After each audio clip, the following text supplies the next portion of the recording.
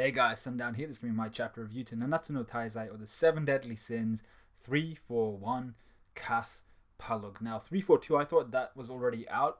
I think my boy Griever has already reviewed that, but the two sites that I tend to use to review Taizai, they don't have 342 on there as of yet, especially the second site I won't make mention of in this video. But that tends to have a better translation, and I always read that second and it clarifies everything up. I don't even know why I read the first one, but sometimes it's good to get different opinions, different translations, just to piece together what the meaning of the chapter or the meaning of any conversation or dialogue was supposed to be.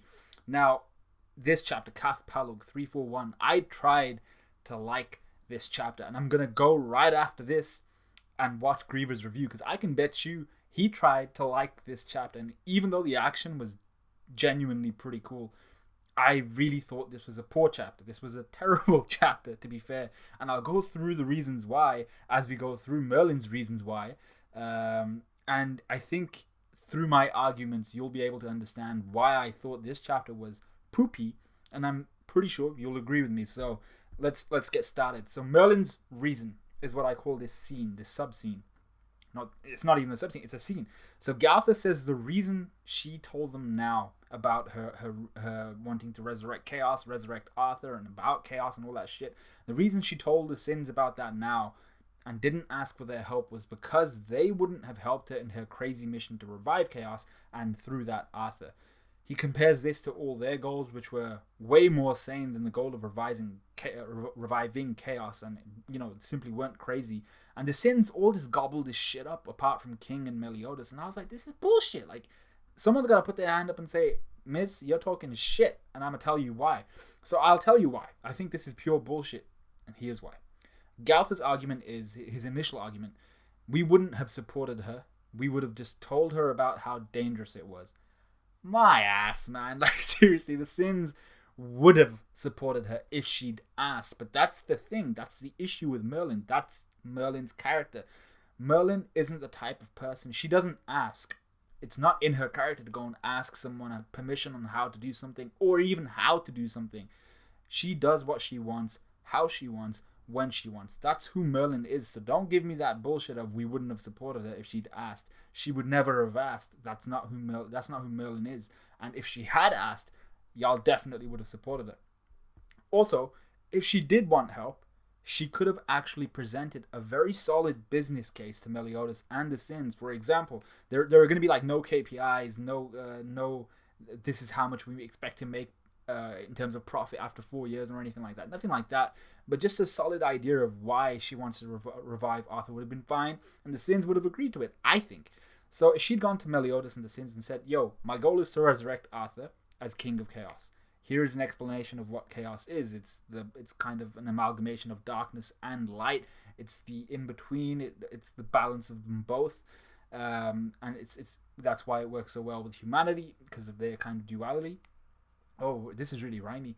And I know this sounds dangerous, but if you help me, we can protect and guide Arthur as he finds his feet, really guide him and tutor him in his usage of chaos, allowing him to become quite possibly the greatest king in history. People won't have to rely on just the Sins when shit goes down. If you trust me, this is Merlin speaking, I think this is what's best for humanity moving forward. Done. Easy. Access granted. Galtha's logic is shit. It's absolute poop.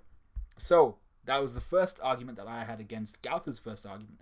Galtha then presents some more meaningless logic, with King countering his points in a rather non-effective way. So King is very emotional here, which is never a good way to argue a debate. But what King says is, hey, wait, if our advice would have been, this is dangerous, we would have hit the nail on the head with that. All of this power is dangerous. Chaos is dangerous as shit. Galtha responds with, all power can be dangerous, depending on how it's used. And I was like, shut your ass up. So that's exactly the point, right? Arthur has no control over this power and is the most dangerous being possibly outside of the Sins, possibly including the Sins on the planet. If he stubs his toe, Arthur could quite literally summon a black hole that would end Britannia. That's how little control he has over chaos. The issue here is that it's not really Arthur's lack of control. Well, that's a big part of it, but the issue here is mainly Merlin forced a power upon Arthur that he wasn't educated on, and the question of intent isn't logical here. The question of intent being Garth's point of any all power can be dangerous depending on how it's used. No, it's not about intent. It's not about how the power is used. It's whether the person has the capability at this current point in time to use that power in such a way where intent matters. So what we should be questioning, this might have, I'm not sure how I phrased that, it might have flown over everyone's head. I might not be speaking English properly. But what we should be questioning, in my opinion, is current capability and not intention. Arthur is not currently capable of controlling this immense power, something Merlin thrust upon him without further consultation. That's the issue, and not whether Arthur is good or bad. I hope I've made my point. The final point, I think this was always another point. King then says Merlin used them. Essentially, they were a means to an end, so he's pissed off about that. That's where more of the emotional part comes in. And Galtha's counter to this is that Merlin also saved us a number of times. Oh boy, this is big bullshit. This is very, very big bullshit. Now, it may be true. Merlin has saved them a few times, but are we not going to address the fact that she's directly responsible for putting a lot of these guys in kind of shit situations? Let me give you an example. She's responsible for the death of Escanor. She is responsible for the death of our boy Escanor. Gartha can back her up all he wants. He can go to bed with her, have Valentine's. I don't give no shits. Merlin killed Escanor, and he has the metaphorical balls, because he's a doll, I'm assuming he doesn't, to suggest that her saving their lives prior to this point counts. I mean, like, one bad deed doesn't nullify all the good deeds you've done, but the fact that you're responsible for the death and you basically murdered one of your friends, someone who loved you, that's the most recent thing. That's what you have to be judged on, and if she was human, she'd be sent to prison, all that shit. Even though you've saved people's lives in the past, that kind of is irrelevant now. You've murdered someone. That's what counts. She also gave Ban Kurishus when she felt it was right. Probably would have helped him out if she presented it to him a little bit earlier. But, you know, there are lives that could have been saved. A whole bunch of fights that could have not happened if Merlin had been, as Gartha says, you know, she saved them a number of times. You know, there are evil shits and evil things that she's been responsible for, and possibly the deaths of more than just Escanor and like putting them in tight situations, just because she's a bitch. So don't give me that excuse. That was another part where I was like, her saving them a number of times isn't that good of an argument. Basically, all of Galtha's logic was absolute shite this chapter, and I'm not sure how to interpret this. There are a few ways. Was this Nakaba trying to get us to understand Merlin? If it was, that was horribly written. Or was this Nakaba saying, decide for yourselves? It could be a shitty reason. It could be a good reason. This is the character speaking, so it's up to the audience to decide. That would be a pretty decent way to go about it. You know, let the character speak. I'm not responsible for what the characters are saying. This is the character's thought. That's cool. Or was he simply saying, Gartha has no idea what the fuck he's talking about. I'm gonna basically advertise to the audience that this is a really shit a really shit argument, and it's not based on any logic, because that's what it felt like. But I get the feeling with Nakaba's writing, maybe it was the first thing. Anyway, Gartha believes Merlin came clean because her dream had come true, and so had the Sins' dreams. So she decided that they no longer needed her. They no longer needed her. The Sins no longer needed Merlin. Once again, we're just going. I'm gonna go through everything, man. So this was absolute bullshit. And no, it was never ever stated that she was to play a part in any of their dreams. So their completion is not her reason for leaving or coming clean. Well, let me just put that in another way. She never ever said that her reason for being part of the Sins or recruiting the Sins was to complete their dreams or to achieve their goals. So their achievement, their completion, the fact that they've gained them, the fact that they've obtained them, I'm going to use every synonym I got, that's not a reason for her leaving. Her reason for leaving was, in my opinion, now that your dreams are complete and I can use you to achieve mine, I have little to no use left of you guys, for you guys. And there might be some hard feelings once I tell you that, so I'm a peace out before we have any hard feelings, any emotions bubble up. I'd rather avoid that. So I was like, yeah, Gartha's logic this entire chapter was turd. King also annoyed me here with his bullshit about humans and other races not getting along. He's like, maybe the Lady of the Lake was right. Maybe humanity and other races can never get along. And I was like, Shut your yap, mate. So Merlin is one human who has messed you around. It's just one human, right, Merlin? And he should know this better than anyone, seeing as his character arc with Helbram and humanity involved all of this, like this race aspect and the innate racism and the profiting of different races of each other and stuff like that. I feel like that character arc has really sailed, and now it's just kind of crashed into the bay and somehow resprouted again. I'm not sure how that happened, but Galtha then says some some Nakama bullshit, which Ban says Escanor would have said. Once again, no, I don't think Escanor would have said anything like that. So he's like, I forgot what the actual thing he says was. He says something about how his friends are all precious to him, even though he's not human. He's this neutral in between all of them, and all of his comrades are precious in their own ways and stuff like that. And they need to stay tight knit or some shit like that. And I was like, no, Escanor would not have said that. Bond's like, yeah, Escanor would have said that. I believe it. And I'm just like, no, you don't know Escanor if you think he would have said that. Escanor would have told them they're all acting like peasants and should confront and kick the shit out of whoever is responsible for this bullshit. Releasing another evil after they've just gotten rid of the greatest evil. Escanor would have been like, bitch, I've done my shit. We've been paid to do our thing.